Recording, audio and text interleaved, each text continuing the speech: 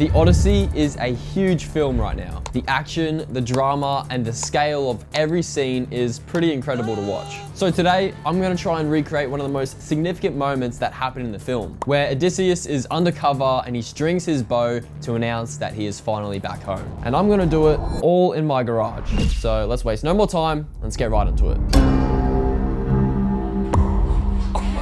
Firstly, I storyboarded the 10 shots that I wanted to film to create this scene. It gets right into the action as Odysseus plants his bow and starts to string it. And he will be played by my good mate, Zane. Antinous watches over, bewildered that this guy actually just strung the bow, which will be played by me in my amazing DIY costume. Odysseus then does his iconic test pull with the bow. Penelope turns around, absolutely flabbergasted that Odysseus is back. And then he fires the arrow straight through the axes and hits the target, finally revealing his identity as he pulls his hood down with absolute maximum aura. Now, that doesn't seem too hard, does it? Well, I think the hard part of this is not necessarily filming this whole thing, but transforming my garage to, well, not look like a garage. So this is my plan. I need a white backdrop and some brown material to cover my double garage doors, as well as a bunch of props and furniture to set design the whole space and bring it together. To cover most of the garage, I'm simply going to use white bed sheets that are sitting in the cupboard collecting dust and clamp them to the garage doors. Then for the brown material, I headed straight over to Spotlight, which I think could be my new favorite store. And I got some cheap brown fabric to hang over that white wall. So many damn options. Yep, that'll do. I think I got maybe like 10 meters of it in total, and you may think that's a lot, but it actually turned out to be perfect. Now that I have everything to cover that ugly garage door, I still need a lot of props to fill out and set design the whole space. So to do this as best as I can on a budget, I'm gonna use these things from my house. This wooden cabinet, these wooden chairs, these big ass plant pots, which are gonna be a little bit hard to move. This ruined wooden wall divider, a bunch of candles to spice up the space, this hat rack, except without the hats, and finally, this raggedy rug. Now, I don't know if this all exactly fits the ancient Greek style, but it's the best I got with what I have. Now that we have assembled most of the things I need to dress up the space, I need to make some props that are very much needed for the scene. That is, of course, the bow and arrow, the axes that he shoots through, and the target that he hits. I would love to say I made the bow that I used in this scene myself, but I didn't.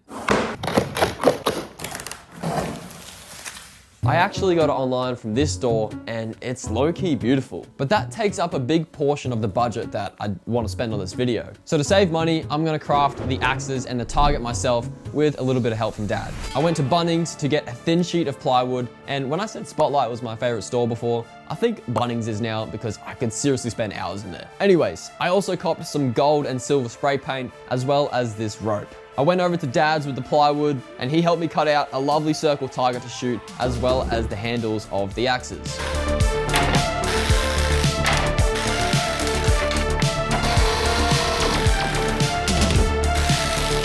I cut out some dodgy axe heads from some cardboard and sprayed them with silver.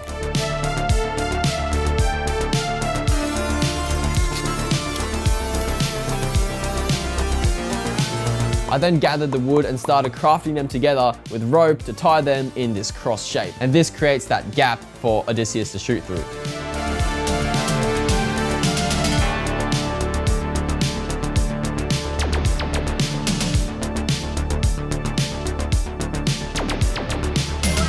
But I didn't really think that far ahead because there was no way these things were going to stand up by themselves. So as I was sitting there in complete silence thinking about what to do, I had the big brain idea to tie them down with the rope and anchor them to some weights. It's a little bit of a janky setup, but eventually it does work. I can't believe that actually just worked.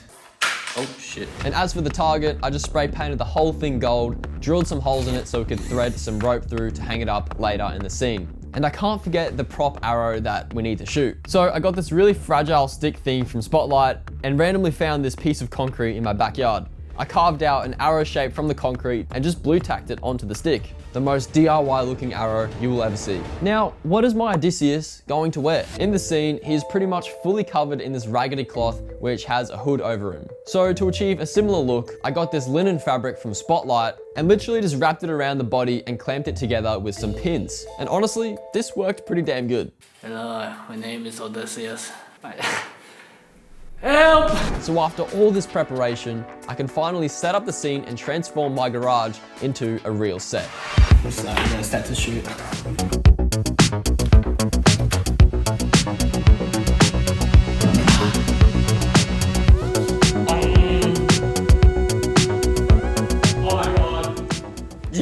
You got wider as you walked, bro. That's fucking insane. To move this big ass pot plant that I wanted, I had to dig out all the dirt and empty it to even have a chance of lifting it. Luckily, once I did empty it fully, me and Zane were able to carry it down bit by bit, not struggling at all.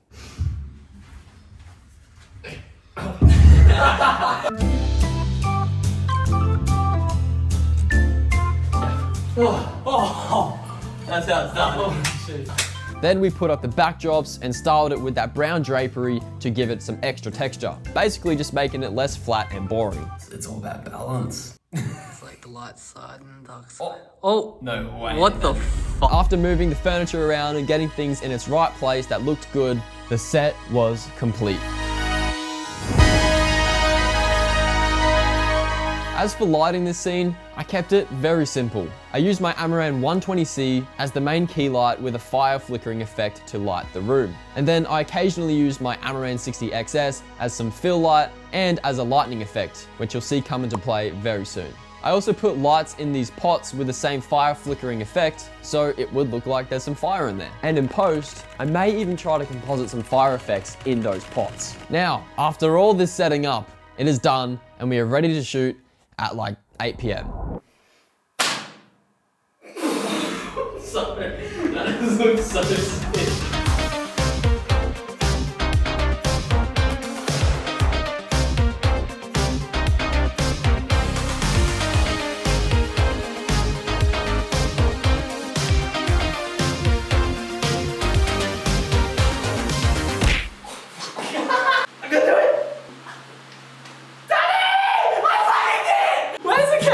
So now that we finished shooting the coverage of Odysseus, we had to change around the set so I could set up the axes and the target to shoot.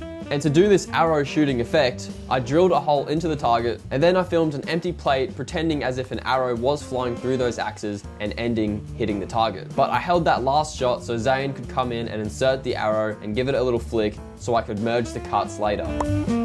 And to finish off the other characters' shots, I had to dress up and be Antinous, and Maddie came in to be Penelope. And eventually, we finished shooting. Now to bring it all together in post, I gave it a filmic color grade, sound designed every single moment and detail. I then had to add the flying arrow in After Effects. And to do this, all I did was rotoscope out the arrow and animate it flying through the axes. Except then I had to rotoscope the front end of the axes so the arrow could actually look like it's going through them and not just in front of them. And then like I said before, I ended up overlaying fire into the plant pots, which did end up taking a whole day to do just because it was so tedious and I'm a bit rusty with After Effects. But I downloaded these fire elements from Production Crate and then masked them and tracked them into the scene to follow the camera movement. And then where necessary, I had to rotoscope out the bow when it would go in front of the fire. And to be honest, that's really what took up all the time. And finally, the scene was complete.